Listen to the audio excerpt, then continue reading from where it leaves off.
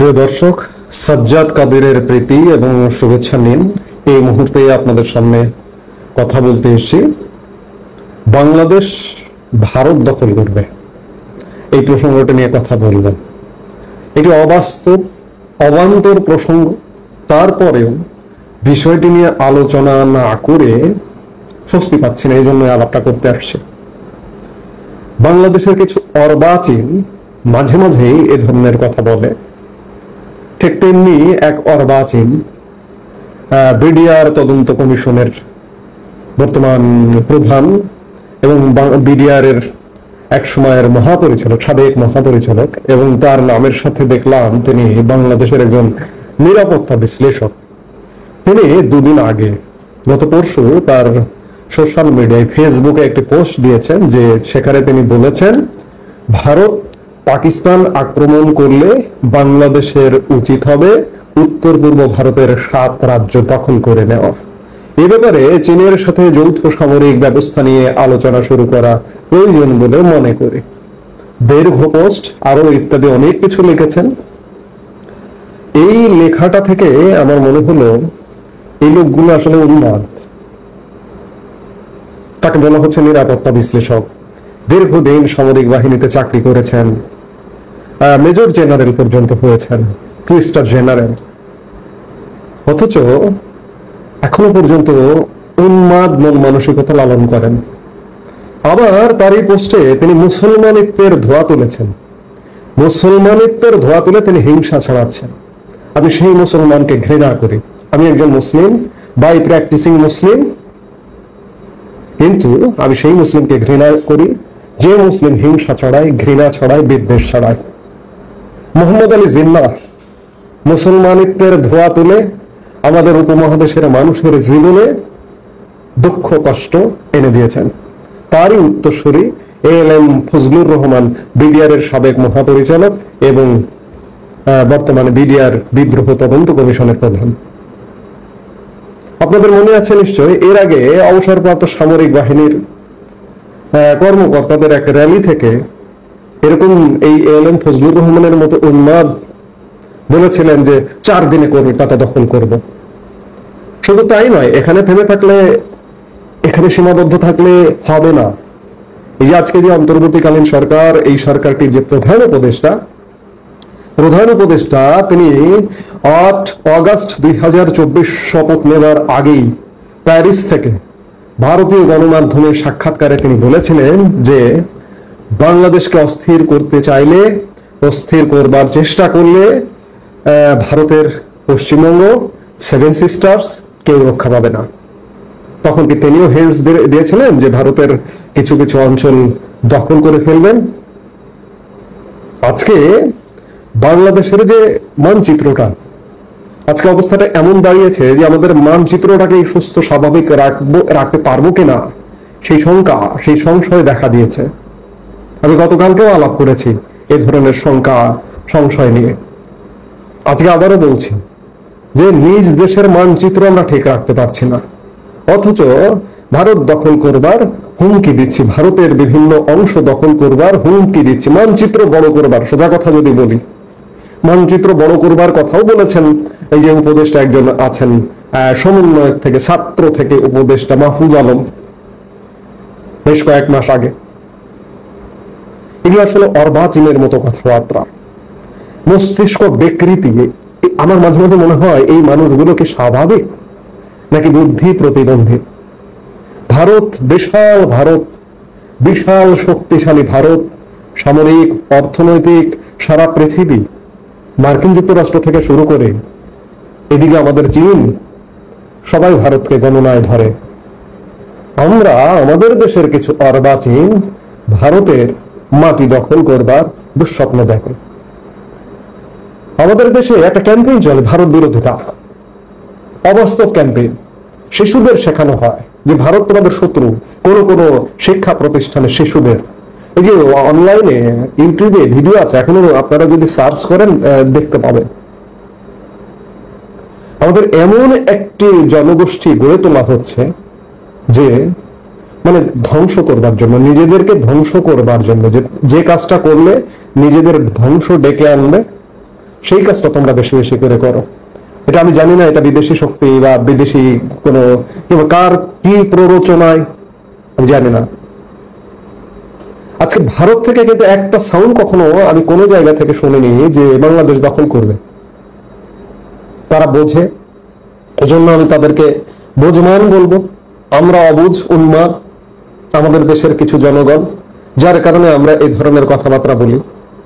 আমরা ভারতের সম্মুখে শুধু একটি কথা বলবো যে ভারতের সম্মুখে একদিন দাঁড়াবার মতো আমাদের ক্ষমতা নেই, অথচ আমরা প্রতিনিয়ত উস্কানি দেই। এগুলো আসলে উন্মাদ ছাড়া কিছু না। উন্মাদ ছাড়া কোনো সুস্থ মানুষ এ ধরনের কথা বলতে পারে না। আল্লাহর কাছে প্রার্থনা করি আল্লাহ এদেরকে হেদায়েত দিন। ভারত যদি মনে করে কোনো কিছু আন্তর্জাতিক কূটনীতি এসে বিভিন্ন কিছু নিয়ম নীতি জাতিসংঘ কিচ্ছু মানি না, আমি বাংলাদেশ দখল করে ফেলবো, 3 দিনে দখল করা সম্ভব।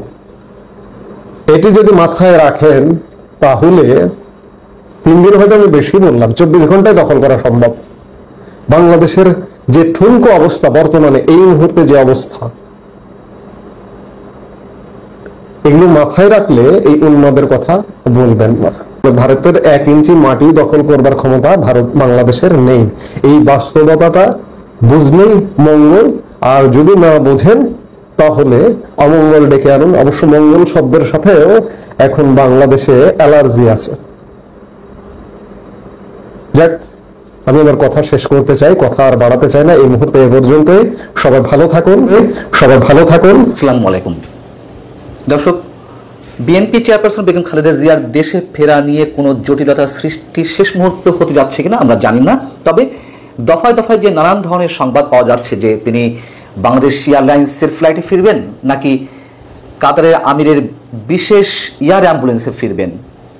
কাতারের আমিরের এই বিশেষ এয়ার অ্যাম্বুলেন্স কি ডক্টর মোহাম্মদ ইউনূস কোনোভাবে আটকে দেওয়ার চেষ্টা করেছিলেন?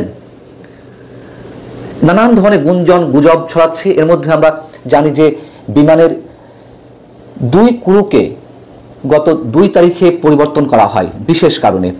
যেহেতু খালেদা জিয়া দেশ থেকে চিকিৎসার জন্য বিদেশে যাওয়ার পর তিনি আর ফিরতে পারবেন কিনা এমন একটি সন্দেহ দায়িত্বশীলদের মাঝেই খুব প্রকট ছিল। সেই সব জায়গা থেকে এ ধরনের গুঞ্জন গুজব অনেকেরই বিশ্বাস হতে পারে, আবার হয়তো কিছুই না।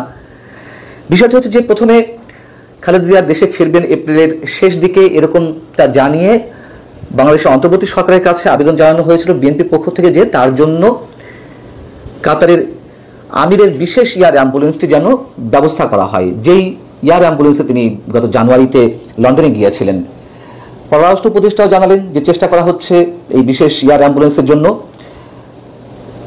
পরে একদিন আগে 2রা মে বিএনপি মহাসচিব মির্জা ফখরুল ইসলাম আলমগীর সাংবাদিকদের বললেন যে কাতারের আমিরের কাছ থেকে পাওয়া যে এয়ার অ্যাম্বুলেন্সে করে বিএনপি চেয়ারপারসন লন্ডনে গিয়েছিলেন সেটি টেকনিক্যাল সমস্যার কারণে একটু বিলম্বিত হচ্ছে। সেজন্য তিনি ঠিক করেছেন যে এয়ার অ্যাম্বুলেন্স যদি শেষ মুহূর্তে পাওয়া না যায় তাহলে তিনি বাংলাদেশ বিমানেই ফিরবেন, এবং সেই হিসেবে বাংলাদেশ বিমানের তিনি 4 তারিখ বিকালের দিকে উঠবেন লন্ডন স্থানীয় সময় অনুযায়ী। বাংলাদেশ সময় 5 মে সকাল 11টার দিকে তিনি সিলেট হয়ে ঢাকা ফিরবেন, এবং সেই অনুযায়ী বিএনপির পক্ষ থেকে নানান ধরনের ব্যবস্থা গ্রহণ করা হয়েছিল। সিলেটে কারা তাকে রিসিপশন দিবেন, ঢাকায় কারা যাবেন ঢাকা এয়ারপোর্টে। পরবর্তীতে হঠাৎ করে শনিবার বিকালের দিকে বিএনপি মহাসচিব মির্জা ফখরুল ইসলাম আলমগীর জানালেন যে খালেদা জিয়া বিমান বাংলাদেশ এয়ারলাইন্সের ফ্লাইটে নয়, তিনি শেষ পর্যন্ত কাতারের আমিরের পাঠানো এয়ার অ্যাম্বুলেন্সে করে দেশে ফিরছেন।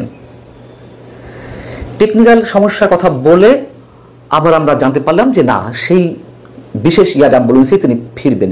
সেদিক থেকে অনেকের প্রশ্ন উঠতে পারে। এখন যে কথাটি আপনাদের বলবো সেটি হচ্ছে যে কোনো অনলাইন পোর্টাল নিউজ করলো যে কাতারের আমিরের বিশেষ এয়ার অ্যাম্বুলেন্সটি নাকি আটকে দিয়েছেন বা বাতিল করার একটা ব্যবস্থা করেছেন অন্তর্বর্তী সরকারের প্রধান উপদেষ্টা ডক্টর মোহাম্মদ ইউনূস। আমরা জানি না এর সত্যতা। এই অনলাইন পোর্টালগুলো যা বলছে তা হচ্ছে এরকম, আমি তাদের যে সংবাদের অংশবিশেষ সেটি আমি আপনাদেরকে শোনাই। এখানে বলা হচ্ছে নাম প্রকাশ না করার শর্তে বিএনপি সিনিয়র নেতারা জানিয়েছেন কাতার সরকার খালেদা জিয়াকে বিশেষ কূটনৈতিক সৌজন্য হিসেবে তাদের রয়্যাল এয়ার অ্যাম্বুলেন্স ব্যবহারের ব্যবস্থা করেছিল। বিষয়টিকে অনেকেই জিয়া পরিবারের মধ্যপ্রাচ্য, বিশেষ করে কাতারের রাজ পরিবারের সঙ্গে দীর্ঘদিনের সৌহার্দ্যপূর্ণ সম্পর্ক, সেখানে জিয়া পরিবারের সদস্যদের ব্যক্তিগত বিনিয়োগ এবং ব্যবসায়িক সম্পর্কের প্রতিফলন হিসেবে দেখেছেন। তবে বিএনপির অভিযোগ, ডক্টর মোহাম্মদ ইউনূস এই ব্যবস্থায় হস্তক্ষেপ করেছেন। খালেদা জিয়ার আন্তর্জাতিক গুরুত্ব এবং সম্ভাব্য রাজনৈতিক প্রভাব নিয়ে বিরক্ত হয়ে ডক্টর মোহাম্মদ ইউনূস পর্দার আড়ালে তার প্রভাব খাটিয়ে এই ব্যবস্থা বন্ধ করেছেন। অর্থাৎ যখন জানা গেল যে না, এই বিশেষ এয়ার অ্যাম্বুলেন্সটি পাওয়া যাচ্ছে না, তার পরবর্তীতে ডক্টর মোহাম্মদ ইউনূসকে নিয়ে এই গুঞ্জন এবং বিএনপি নেতারা এই কথাগুলো বলছেন। বিএনপির একজন যুগ্ম মহাসচিব বলছেন, এটি একটি সুপরিকল্পিত কাজ ছিল। ডক্টর ইউনূস তার আন্তর্জাতিক যোগাযোগ ব্যবহার করে খালেদা জিয়ার কাতার রয়্যাল এয়ার অ্যাম্বুলেন্সে ফেরা বন্ধ করেছেন। তার উদ্দেশ্য স্পষ্ট নয়, তবে এটা বোঝা যায় খালেদা জিয়ার আন্তর্জাতিক প্রভাব ডক্টর মোহাম্মদ ইউনূস ও তার সহযোগীদের পছন্দ হচ্ছিল না। যা পরবর্তীতে আমরা তো বিএনপি মহাসচিবের কাছ থেকে জানতে পারলাম যে কাতারের রয়্যাল এয়ার অ্যাম্বুলেন্সটি পাওয়া গেছে এবং সেটিতেই তিনি ফিরবেন। যদিও একদিন আগে তিনি বলছেন যে টেকনিক্যাল সমস্যায় সেটি পাওয়া যাচ্ছে না, অতএব বাংলাদেশ বিমানের ফ্লাইটে তিনি ফিরছেন। এদিকে 3রা মে আরেকটি ঘটনা ঘটল।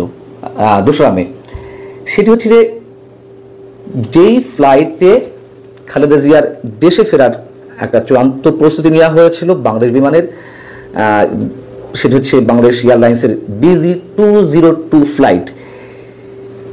এই ফ্লাইটে যাদের দায়িত্ব পালনের কথা ছিল, প্রাথমিকভাবে যাদেরকে চূড়ান্ত করা হয়েছিল, যে 2 ক্রু সেখানে থাকার কথা ছিল, তারা হচ্ছেন আল কুবরুন নাহার কসমিক এবং মোহাম্মদ কামরুল ইসলাম বিপন।